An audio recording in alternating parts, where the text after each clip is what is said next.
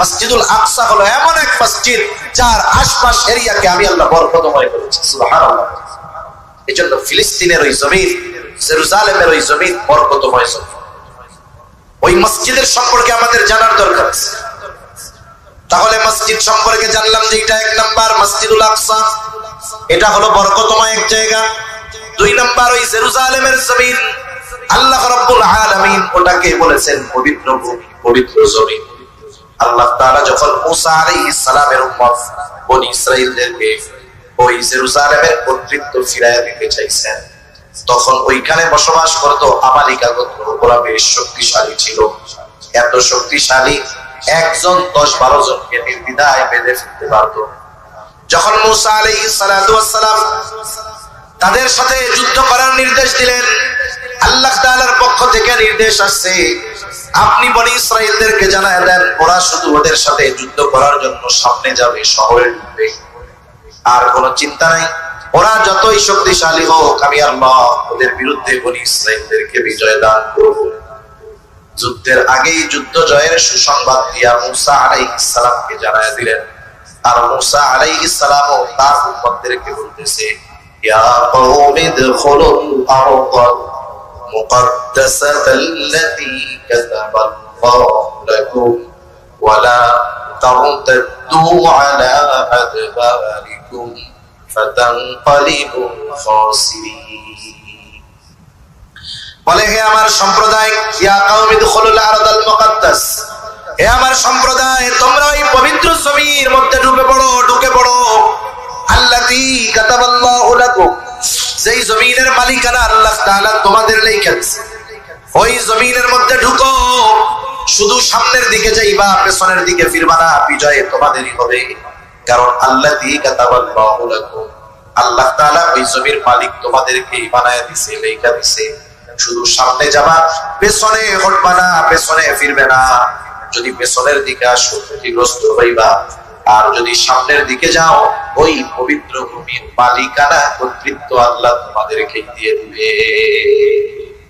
তাহলে মসজিদুল আকসা তথা জেরুজালেমের ভূমিটা হলো পবিত্র ভূমি। এ ঘোষণা কার? বরকতময় ভূমি, পবিত্র ভূমি। এই জেরুজালেম মসজিদুল আকসার সাথে আমাদের সম্পর্ক কিসের? এটা হলো মুসলমানদের প্রথম কিবলা, মুসলমানদের প্রথম কিবলা। ওইদিকে ফিরেই প্রথম মুসলমানেরা নামাজ পড়ে। আব্দুল্লাহ ইবনে আব্বাস রাদিয়াল্লাহু তাআলা আনহু থেকে বর্ণিত, তিনি বলেন, কানা রাসূলুল্লাহ সাল্লাল্লাহু আলাইহি ওয়াসাল্লাম ইউসাল্লি বিমাক্কাহ নাহওয়া বাইতুল মুকদ্দাস। নবীজি যখন মক্কায় নামাজ পড়তেন, বাইতুল মুকদ্দাসের দিকে ফিরে নামাজ পড়তেন। ওয়াল কাবাতু বাইনা ইয়াদাই, আর কাবা তার আর বাইতুল মুকদ্দাসের মাঝে থাকতো। কারণ মক্কা থেকে জেরুজালেম হলো উত্তর দিকে, নবীজি কাবার দক্ষিণ পাশে দাঁড়াইয়া উত্তর দিকে উত্তর দেন। সামনে বাইতুল্লাহ থাকতো, আর তারপরে গিয়ে থাকতো হলো মসজিদুল আকসা, জেরুজালেম। এইভাবে নবীজি নামাজ পড়লেন। বাদামা হাজারা ইলাল মাদিনাতি 16 শাহরা, এরপরে নবী হিজরত করলেন মক্কা থেকে মদিনা। মদিনাও কিন্তু মক্কা থেকে উত্তর দিকে, আর মদিনা থেকে প্রায় 1000 কিলোমিটার উত্তরে হলো মসজিদুল আকসা। এইবার নবীজি যখন বাইতুল মুকদ্দাসের দিকে ফিরে নামাজ পড়ে, বলেন তো কাবা নবীজির সামনে থাকে নাকি পেছনে পড়ে যায়? পেছনে পড়ে যায় কাবা। নবীজির অন্তরের মধ্যে তামান্না, আশা, আরে কাবা যদি মুসলমানদের কিবলা হইতো কতই না ভালো। এভাবে নবীজির মনে তামান্না। একদিন নামাজে দাঁড়াইছেন, নামাজের মধ্যে অন্তরের মধ্যে এই কামনা বাসনা অতিমাত্রায় জাগ্রত হয়েছে। নবীজি নামাজের মধ্যে আর আকাশের দিকে তাকায়, মনের মধ্যে চিন্তা, আরে কাবা যদি মুসলমানদের কিবলা হইতো। নবীজি মুখ দিয়েও কিছু কয় না, শুধু আকাশের দিকে তাকাইতেছে। বলেন তো, দুনিয়ার মানুষ যদিও কারো খবর, অন্তরের খবর জানে না, নবীজি আকাশের দিকে কেন তাকায় দুনিয়ার মানুষ জানবে না, বুঝবে না। কিন্তু নবীজি কেন তাকায়? নবীজির মধ্যে, অন্তরের মধ্যে কি চাওয়া, দুনিয়ার কেউ জানুক আর না জানুক, যিনি জানেন, যিনি বোঝেন, তিনি কে? আল্লাহ তাআলা বলেন, قد نرى تقلب وجهك في السماء فلنولينك قبلة ترضاها। আরে আল্লাহ তো দেখতেছে, কেন আপনি উপরের দিকে তাকান? আল্লাহ তাআলা জানে, দেখে। আল্লাহ রাব্বুল আপনার অন্তরের মধ্যে কি চাওয়া আমার জানা আছে, কেন আপনি উপরে তাকান সেটা জানি। ফালানুওয়াল্লিয়ান্নাকা কিবলাতান তারদাহা, আমি অবশ্যই কিবলা পরিবর্তন করে দিব, মসজিদুল আকসার দিক থেকে আপনার কিবলা কাবার দিকে ঘুরিয়ে দিব। কেন দিব শুনেন, তারদাহা, আপনার সন্তুষ্টির জন্য, আপনার খুশির জন্য। আমি আল্লাহ জেরুজালেম মসজিদুল আকসা থেকে আপনার জন্য, আপনার খুশির জন্য কাবাকে আমি আল্লাহ কিবলা বানায় দেব। নবীজির সম্মান বুঝেন, আল্লাহ তাআলা বলতেছে আপনার সন্তুষ্টির জন্য আমি কিবলা অবশ্যই পরিবর্তন করেছি। নবীজির মনে যেটা চায় আল্লাহ সেটা পূরণ করবে। এখন নামাজ হয়েছে 2 রাকাত, আমরা গ্রামের ভাষায় কই না, এখন সব দেখাশোনা হয়েছে, ছেলে মেয়ের মধ্যে সব পছন্দ হয়েছে, পরিবার পছন্দ, মেয়ে পছন্দ, কুফুতে মিলছে, কথায় মিলছে, সব কিছুতে মিলছে। এখন পুরো বিরাট শুভ কামে দেরি করতে নাই, শুভ কাজে কি করতে নাই, দেরি করতে নাই, কারণ এর মধ্যে কোন সময় শয়তান এসে পাল্টা দিব, ঠিক আছে। এই জন্য পাল্টাই তো দিবই, তাহলে দেরি আর করার দরকার নেই।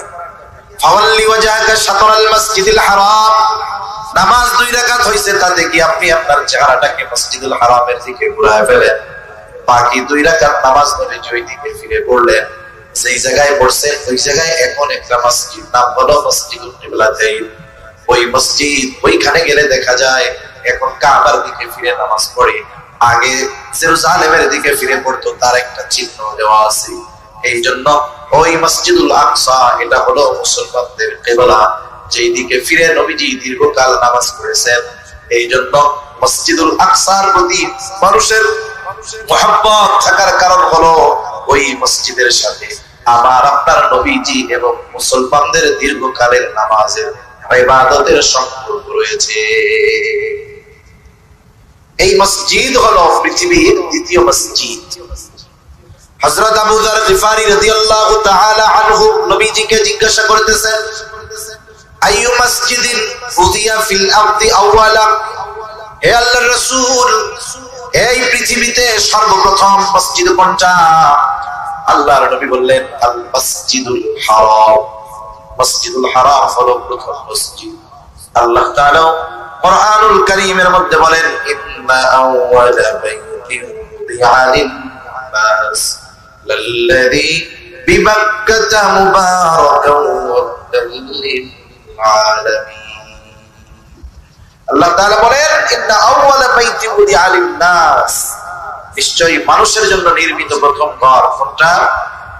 লাল্লাযী বিবাক্কাতা মুবারাকান ওয়া হুদাল লিল-আলামিন, যেটা মক্কায় অবস্থিত।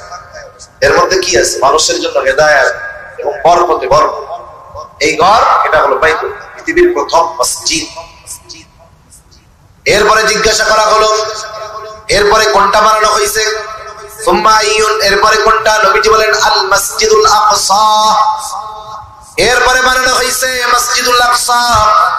আবু যার গিফারি প্রশ্ন করতেছে, কাম কানা বাইনাহুমা, এই দুইটার মধ্যে ব্যবধান কত বছরের?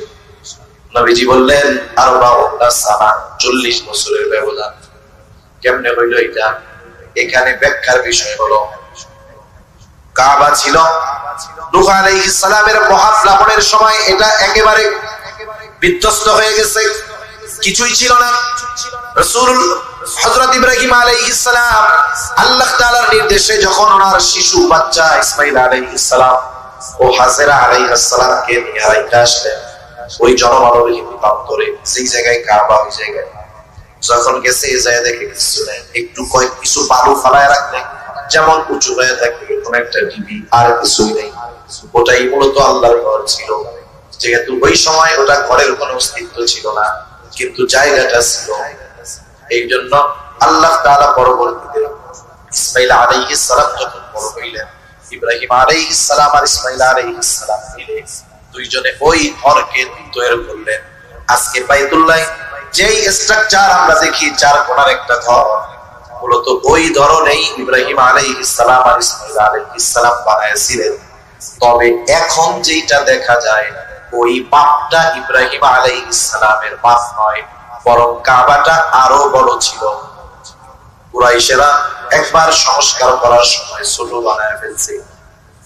মূলত মূল ঘরের মধ্যে হাতিমে কাবা যেটাকে বলা হয় ওটাও ছিল। হাতিমে কাবা হাতিমে কাবা হইলো, আপনারা ছবির মধ্যে দেখছেন না, কাবা ঘরের পাশেই একটা বেকার দেওয়াল আছে, দেখছেন নি?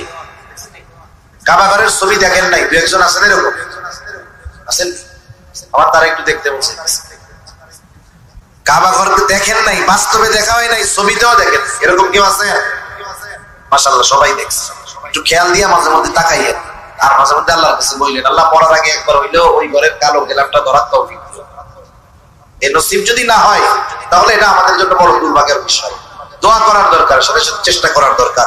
এই ঘরের পাশে দেখবেন একটা গোল দেয়ালের মধ্যে, ওই দেয়ালের ভিতরের অংশ, যে অংশটা কাবার দিকের সাথে, ওই দেয়ালের ভিতরের অংশটা ওটাও মূল কাবার অংশ।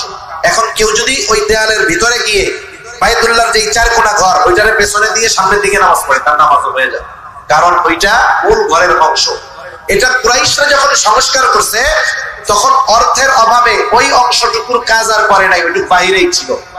নবীজি আয়েশা সিদ্দিকা রাদিয়াল্লাহু তাআলা আনহাকে বলতেন যে, আয়েশা, আমার মন চায় আমি কাবাকে ইব্রাহিমী স্ট্রাকচারে ফিরায়া। ইব্রাহিমী স্ট্রাকচার কেমন ছিল? চার কোণা ঘর ছিল। এখন তো দেখেন না, অনেক বড় দেওয়ার পরে দরজা দিছে 6 ফিট উপরে। ওই সময় এরকম ছিল না, দরজা ছিল জমিনের সাথে সমতলে, দুইটা দরজা ছিল, দুইটা দরজা। কাবার মধ্যে মূল যখন ওই গিলাফ পাল্টায় তখন খেয়াল করলে দেখবেন একটা দরজার চিহ্ন এখনো পাওয়া যায়, ইট দিয়ে গাইতে রাখছে। ওই যে দুই দরজা ছিল, কি হইতো, মানুষ একটা দিয়ে ঢুকতো আর একটা দিয়ে বাইরে হইতো। এরা করলো কি, আস্তে কইরা ওই দরজাটার উপরে দিল, একটা দরজা ফুল বন্ধ করে দিল, একটা দরজা খোলা রাখলো। কেন? যাতে যার মন চায় সে জানি কাবা ঘরের মধ্যে যাইতে না পারে। এই জন্য ওই সিস্টেম কুরাইশরা করছিল। সাথে সাথে একটু ছোট বানায় ফেলছে। নবীজি বললেন, আমার চায়, মন চায় কাবার দরজা একেবারে সমতলে দিয়ে দিব, দুই দরজা দিব, আর যেটুকু পুরো আকৃতি ওইটারে পুরো বানায় দিব। আয়েশা সিদ্দিকা রাদিয়াল্লাহু তাআলা আনহা বলেন, তাহলে আপনি করেন না কেন? বলে, করি না একটি ফিতনার আশঙ্কায়। কারণ এই কাবার ওই আকৃতি পরবর্তীতে পরিবর্তন করতে গিয়ে বিশাল লম্বা ইতিহাস ঘটে গেছে। হাজ্জাজ বিন ইউসুফ গণহত্যা ঘটাইছে, আব্দুল্লাহ ইবনে জুবাইরকে নৃশংসভাবে হাজ্জাজ বিন ইউসুফ শহীদ করছে। যেই কারণগুলোর মধ্যে এর একটা ওই কারণ যে আব্দুল্লাহ ইবনে জুবাইর কাবার মূল আকৃতি ওনার খালা আয়েশা সিদ্দিকা রাদিয়াল্লাহু তাআলার কাছ থেকে শুনে মূল আকৃতিতে গঠন করেছিলেন। হাজ্জাজ বিন ইউসুফ আবার ওইটারে আবার আগের আকৃতিতে নিয়ে গেছে। তা সেদিকের ইতিহাসে আর যাবো না। এখন ইব্রাহিম আলাইহিস সালাম ও ইসমাইল আলাইহিস সালাম মূলত ওই ঘরের মূল সংস্কারক। ওনাদের আগে ওই ঘরটা পুরো অস্তিত্বহীন হয়ে গেছিল, এমন একটা অবস্থা হয়েছিল। ওই হিসাবে নবীজি বলতেছেন, এই বাইতুল্লাহর সংস্কারের 40 বছর পরে ইব্রাহিম আলাইহিস সালাম নিজের হাতেই মসজিদুল আকসার প্রতিষ্ঠা করেছেন। তাহলে মসজিদুল আকসা এটা হলো পৃথিবীর দ্বিতীয় মসজিদ। মসজিদুল আকসার অন্যতম একটি বৈশিষ্ট্য, দুনিয়ায় কেউ যদি ওই 3 মসজিদ ছাড়া অন্য কোন মসজিদ ফজিলত মনে করে দেখতে যায়, আপনাদের অঞ্চল থেকে অনেক সময় হয়তো যাইতে পারে, ওই সিলেট শাহজালালের মাজার জিয়ারত করতে যায় ফজিলতের আশায়, বাগেরহাটের 60 গম্বুজ মসজিদ জিয়ারত করতে যায় ফজিলতের আশায়, সব গোনা হয়। কি হয় জোরে কোন? নিঃসন্দেহে গোনা হয়। কারণ পৃথিবীর 3টা মসজিদ ছাড়া অন্য কোন মসজিদে মসজিদ দেখার উদ্দেশ্যে ফজিলত মনে করে সফর করা জায়েজ নাই। একটা হলো মসজিদুল হারাম, মসজিদুল নববী আর মসজিদুল আকসা। এই 3 মসজিদে আসলেও ফজিলত আছে, কারণ খানায় কাবার সামনে নিয়ে নামাজ যখন পড়ে, মসজিদুল হারামে নামাজ পড়লে তার নামাজকে আল্লাহ তাআলা 1 রাকাত নামাজকে 1 লক্ষ গুণ বিনিময় দেয়। মসজিদুল হারামে পড়লে 1000 গুণ বৃদ্ধি পায়। মসজিদুল আকসা 1 রাকাত নামাজ পড়লে 250 রাকাতের সওয়াব আল্লাহ দিয়ে দেয়। তা আমাদের দেশের কিছু মগা আছে, মগা কি করে জানেন নি? গেছে শাহজালালের মাজারে, শাহজালালের মাজারের পাশে বড় মসজিদ আছে, জোহরের ওয়াক্ত, কিন্তু নামাজও পড়ে নাই, কিছু করে একটু পরে উজু টুজু করে আইসা মাজারের পাশে নামাজের জায়গা ওই জায়গা দাঁড়াইছে। কেন দাঁড়াইছে? ও মনে করছে এই জায়গায় নামাজ পড়লে মনে হয় আলাদা ফজিলত আছে। আসলে কোনো ফজিলত আছে? অনেক জনে এই 60 গম্বুজ মসজিদে 2 রাকাত নামাজ পড়ে আসলাম রে, আশা করি মনের আশা মিটবে। বেটা, ওইসব মসজিদে নামাজ পড়লে এক্সট্রা কোনো ফজিলত আছে? নাই। এই 3 মসজিদ ছাড়া কোথাও নাই। এই মসজিদের অন্যতম আর একটি বৈশিষ্ট্য হলো, দাজ্জাল যখন বের হবে মোট 4টা মসজিদে সে ঢুকতে পারবে না। একটা হলো মসজিদুল হারাম, হারামের এরিয়া যত দূর তত দূর পর্যন্ত দাজ্জাল ঢুকতে পারবে না। আল্লাহ তাআলা চতুর্দিক দিয়া ফেরেশতাদেরকে পাহারার দায়িত্বে নিয়োজিত করবে। আরেকটা হলো মসজিদুন নববী, ওইটারও এরিয়া আছে, ওর মধ্যেও দাজ্জাল ঢুকতে পারবে না। আরেকটা হলো এই মসজিদুল আকসা, এরিয়াটা কতটুকু, ওই যে চার দেয়াল, চারদিক দিয়ে দেওয়াল দেওয়া আছে, এরিয়া ঘেরা, এর মধ্যে দাজ্জাল ঢুকতে পারবে না। আরেকটা মসজিদ আছে মসজিদুত তুর, তুর পাহাড়ে একটা মসজিদ, ওই মসজিদের মধ্যে দাজ্জাল ঢুকতে পারবে না।